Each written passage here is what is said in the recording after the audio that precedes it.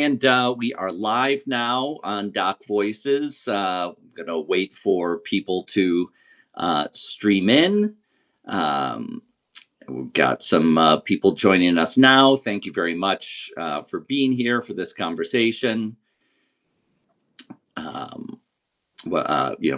Please, if you're in the room, send us a note during the conversation. I can't always see what people are saying, but if you're quick enough and catch my eye, then I can try to respond to it. This conversation is being taped, and we will release it for free later today. So if anyone wants to see it, they'll have that chance. All right, I'm going to get started. I'm Thom Powers, the host of the Pure Nonfiction podcast. Last week, maybe some of you joined us or watched our video earlier. We had a conversation about the First Amendment rights around the case of Mahmoud Khalil. You can watch that in our Substack feed. And now we're back 4 days later talking about another case of free expression and government interference. Right now, we're making these conversations available for free. But if you like what we're doing, I hope you'll consider becoming a paid subscriber to Doc Voices on Substack. That gives you access to our archive and other features behind our paywall. Today, my guests are Alfred Spellman and Billy Corben, the co-founders of the Miami-based production company Raconteur. Some of their best-known films are Cocaine Cowboys, The U on ESPN 30 for 30, God Forbid on Hulu, and From Russia with Lev with executive producer Rachel Maddow. Now, many documentary makers who've had the kind of success that Billy and Alfred have had will wind up moving to New York or Los Angeles, but they've remained rooted in their hometown of Miami. And for more than 2 decades, they've been a vital part of growing that local film scene. Today, we're talking about a censorship threat to a vital local institution, the O Cinema in Miami Beach. Alfred and Billy, before we begin talking about that threat, can you just set up for me, what does O Cinema mean to filmmakers and film lovers in the community? Sure, Tom. Thanks for having us. O Cinema is a nonprofit art house cinema that opened in Wynwood, the Wynwood neighborhood of Miami in 2011, and has since moved to Miami Beach's old City Hall building, where it is currently the city's only art house cinema.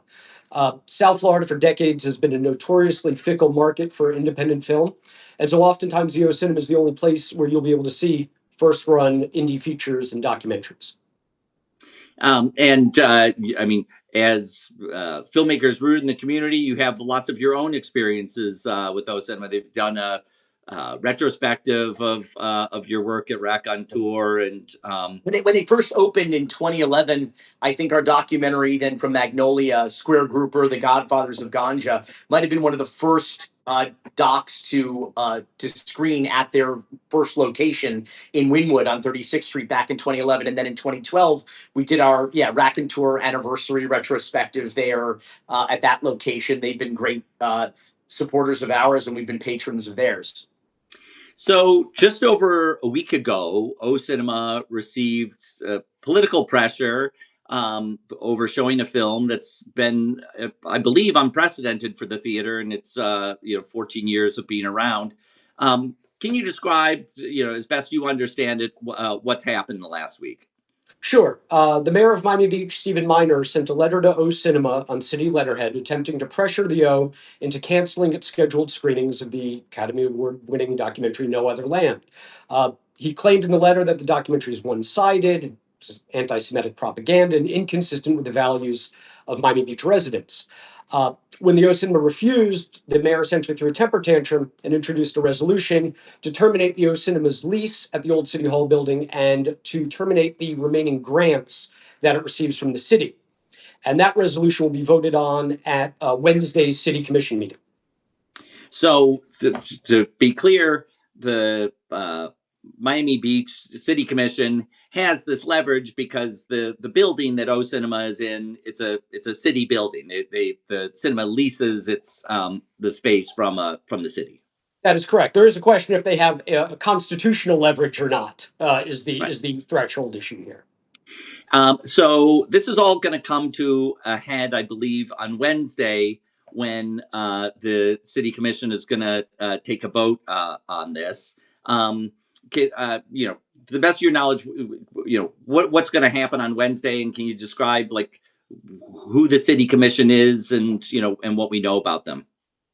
I'm in a bit of a loss here because it's unfathomable to me that this cultural institution should face possible extinction based on a false premise. The idea that the O Cinema somehow embraces anti Semitism is just categorically false. What they embrace is a variety of voices and stories and perspectives.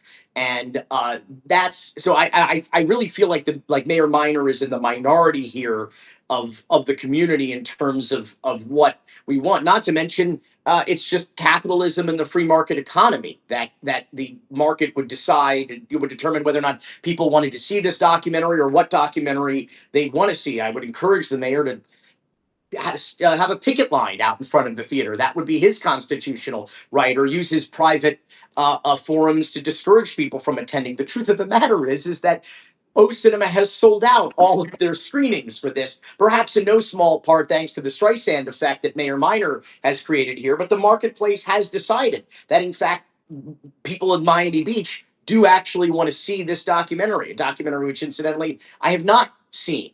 So that this is not advocacy on the part of the doc itself, the filmmakers, or the message. This is about our American values, and I would hope that of the seven member city commission, which includes the mayor, who is a voting member of that commission, that reason will prevail in the majority. Mm-hmm. Um, So, in the backdrop, just in the last week, there's been a lot of attention to this, maybe more than anyone on the city commission anticipated. I mean, can you describe, you know, some the scope of that attention, and maybe how unusual it is for for a film screening in Miami to get that kind of attention? Sure. Well, when we first heard about the story, we realized that this was a severe constitutional affront to the liberties of Miami Beach residents to be free of government overreach in terms of censorship. And so we immediately set out to notify as many members of the media as possible. The New York Times has done a story, the Washington Post has covered it, Axios has covered it, The Guardian has covered it now. So the story has gone international. The other thing I just want to point out that this is a rather straightforward issue here that has been addressed by the courts in cases prior to this, and some infamous cases. In one federal case, the judge wrote, the Supreme Court has made it clear that though the government is under no obligation to provide various kinds of benefits, it may not deny them if the reason for the denial would require a choice between exercising First Amendment rights and obtaining the benefit. That's straight from the federal court's decision, the infamous 1999 case involving the Brooklyn Museum and the now disgraced, now bankrupt, now indicted former mayor of New York, Rudy Giuliani. A similar case we've had in South Florida in 1991 involving the Cuban Museum of Art, which had been firebombed twice by protesters. And eventually the City of Miami Commission attempted to evict the museum because they felt that the museum was displaying works of artists who were insufficiently opposed to Fidel Castro. And a federal judge in Miami enjoined the city of Miami from evicting the museum at that time. So this seems to be, and I'm not a lawyer, but from those two cases, this seems to be fairly straightforward in terms of an abridgment of the O Cinema's constitutional rights here. And I want to say, you keep saying Miami, and I know you know the difference, Tom, but many people listening may not. This is the city of Miami Beach, which is a barrier island just east, off of the city, the mainland of Miami, which is all of 100,000 full-time residents. But on any given holiday weekend, we're in the midst of spring break right now, just in the southernmost 20 or so blocks, that could explode into 400,000 people. So it's a very colorful and interesting place to govern and to live and work, as we have in the city of Miami Beach for 20 years now. Our office has been here. Alfred was born here, for crying out loud, and still lives blocks away from the hospital he was born at, which is pretty unheard of, especially in South Florida. And this is a city that has gotten a well-deserved rash of bad publicity all over the world. For the last 2 years, they have run ad campaigns at taxpayer dollars, or spending taxpayer dollars, to discourage tourists from coming to a tourism economy. It has depressed that economy. It is putting local business owners out of business. And now you have the single flagship event, annual event, cultural event, if you will, is Art Basel. And what do they have to say about this? This is not a community that legitimately appears to embrace the arts and to embrace the various viewpoints of artists. The city of Miami Beach has made a big effort over the past 5, 6, 7 years to transform itself from a party destination, from an all-night, anything-goes environment that we became famous for in the 90s and the 2000s, into an arts and culture destination. And that's why several members of the city commission are so anguished by the mayor's introduction of this issue, because it will set the clock back decades on Miami Beach's efforts to attract arts and culture events. And its economy. Yeah, I mean that the Miami Beach, more than most places I can think of, have specific hotels devoted to the arts. The Faina Hotel or Soho House or the Betsy Hotel are places that pride themselves on being welcoming to artists, writers, musicians. So it does feel very unfortunate that this action is being taken. Yeah, and let me be clear, Art Basel, it's funny, when you look at their website, there's that Art Basel's main offices are, of course, in Switzerland, in Basel. Then their Hong Kong office is, of course, in Hong Kong. Their Miami office is in New York.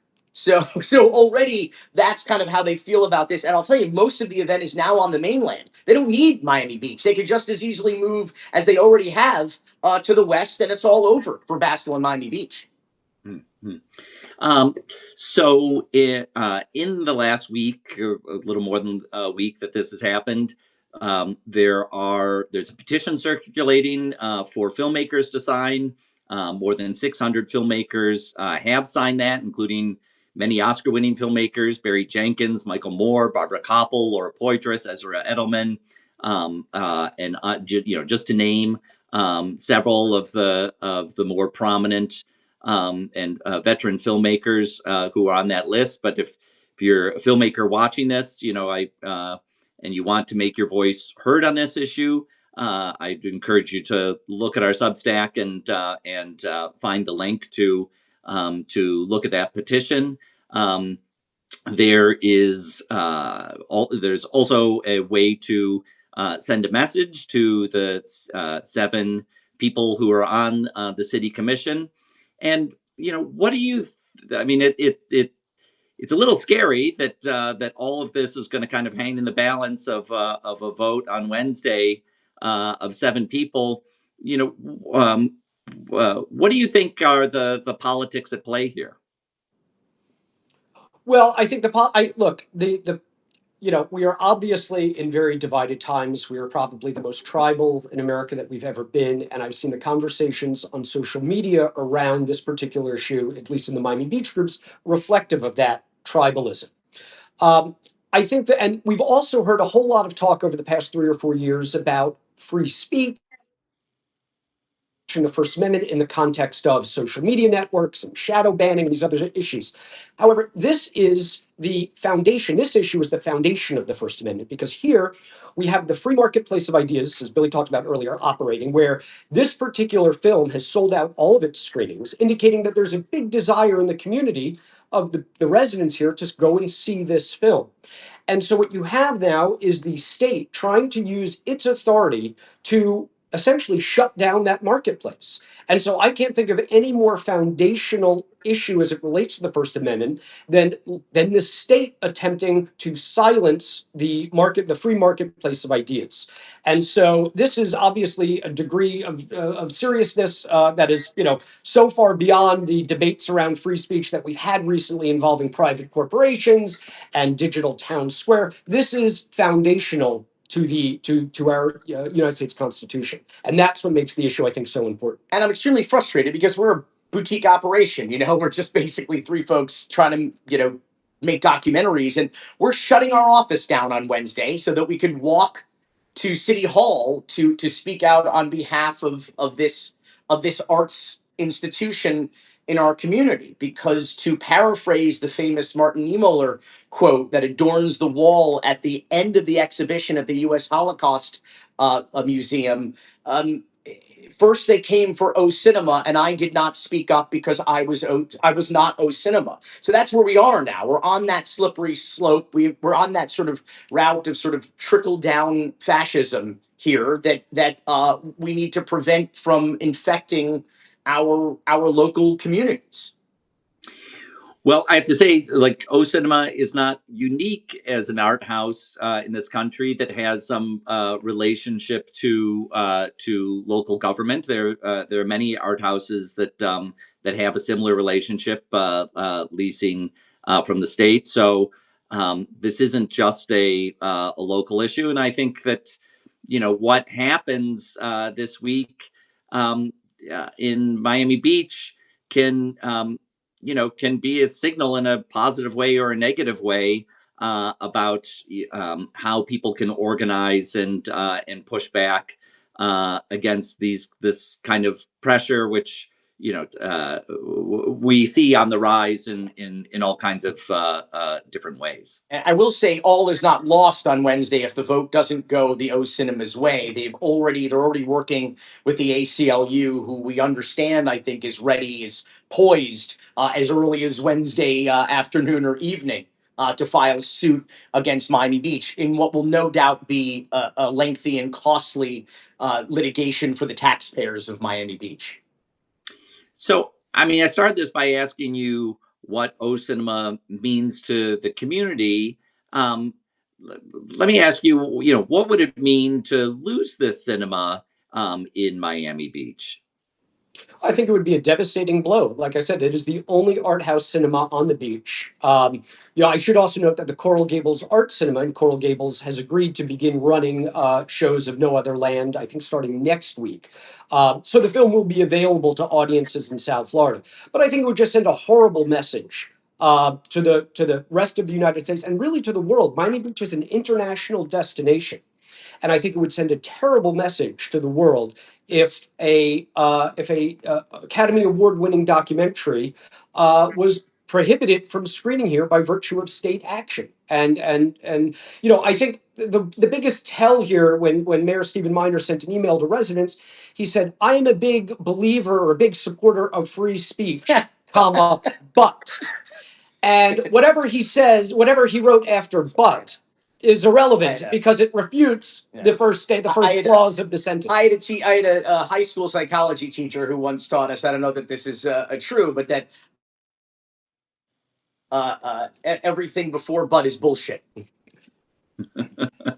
Good high school. That's a good Miami education you got. All right. Well, listen, I appreciate you guys jumping on short notice to talk about this. For anyone watching, there are 2 more days to kind of make your voice heard. On our Substack platform, you can see the link to send a letter to the 7 people on the city commission board. If you're a filmmaker, you can add your name to the petition to show the officials in Miami Beach that this is a case that's really being watched around the country, and that we are hoping for a positive outcome. And in general, what I felt very encouraged by this otherwise very discouraging situation is the way you guys and others in the filmmaking community have very quickly rallied in the last week, have gotten some substantial attention for this, and which at another time might have gone totally under the radar. So it does that in these times, I think a lot of us feel a little powerless. But this is a case where the organizing that's happened,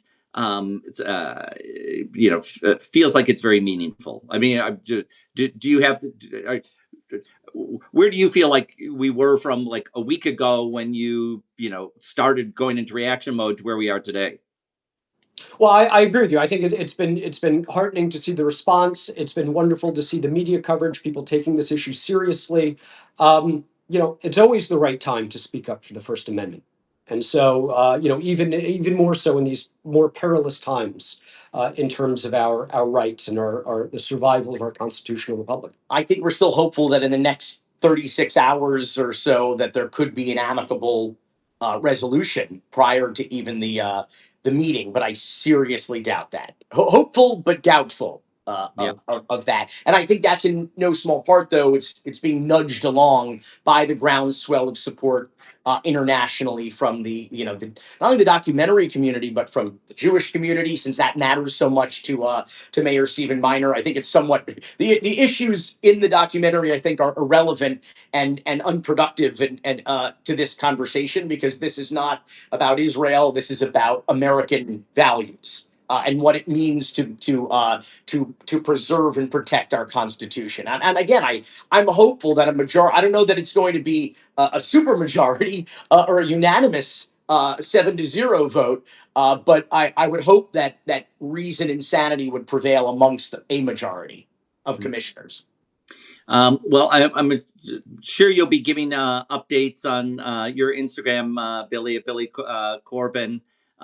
So people who want to keep following it can look there, and we'll keep updating people via our Substack account as well. Sorry you have to take off on Wednesday for this total side project to all the good work you're doing. Before we wrap up, I mean, what should we be looking for from Raconteur? What's coming up? Nothing announced just yet, but hopefully in the next couple weeks you'll be seeing some announcements in the trade. So can't reveal anything yet, but we've got a few things cooking. Okay, very good, very Oh. good. Well, you recently premiered the film Men of War at the Toronto Film Festival. I think that's next playing at CPH Docs later this month. So Indeed. people on the international circuit can look out for Men of War from Neon. All right, Billy and Alfred, thank you very much for taking time with me today. Thanks for having us. Yeah, thanks for covering this, Tom.